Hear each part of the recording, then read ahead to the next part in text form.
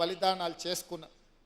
ఆ ఆత్మ బలిదానాల స్ఫూర్తితో ఏర్పడ్డ తెలంగాణ రాష్ట్రం ఆనాటి ప్రభుత్వం ఆ స్ఫూర్తితో పనిచేయాల్సింది వదిలేసి కుటుంబం యొక్క సంక్షేమం కోసం, కుటుంబంలో ఉన్న వ్యక్తుల పదవుల కోసం, వాళ్ళ యొక్క లాభార్జన, వాళ్ళ యొక్క ధనదాహం తీర్చుకోవడానికి గత 10 సంవత్సరాలు వాళ్ళు అదే పనిలో మునిగి తేలిరు.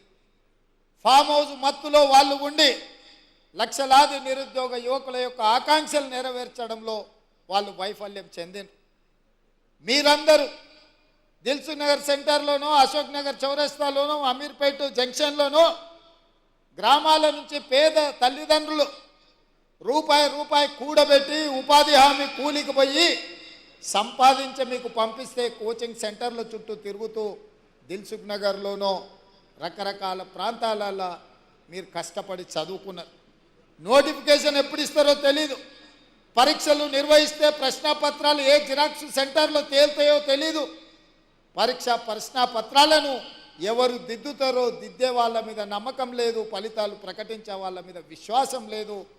ఈ రకంగా అపనమ్మకంతో అసలు ఎప్పుడు ఏం జరుగుతుందో తెలియని పరిస్థితుల్లో మీరందరూ కష్టపడి కొట్లాడి ఇక మా ఉద్యోగాల గురించి అడగడం కాదు, అధికారంలో ఉన్న కేటీఆర్ ఉద్యోగాలు ఊడగొడితేనే మీ ఉద్యోగాలు వస్తాయన్న ఆలోచనతోటి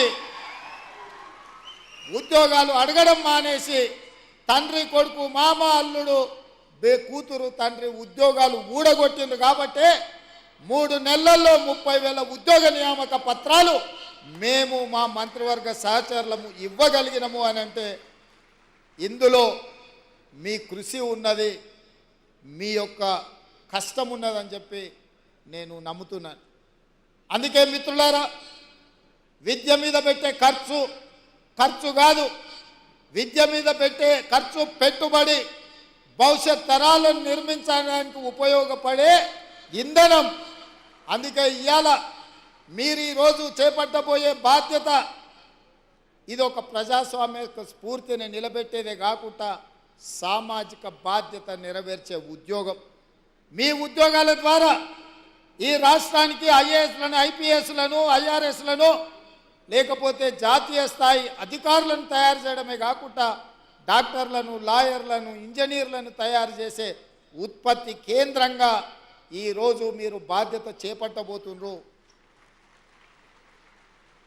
సర్పంచ్, ఎంపీటీసు, ఎంపీపీ, జిల్లా పరిషత్ చైర్మన్, జడ్పీటీసీ, ఎమ్మెల్యేలు, ఎమ్మెల్సీలను, ఎంపీలను, ఈ దేశ ప్రధానమంత్రులను తయారు చేసే విద్యను అందించేది మీరే.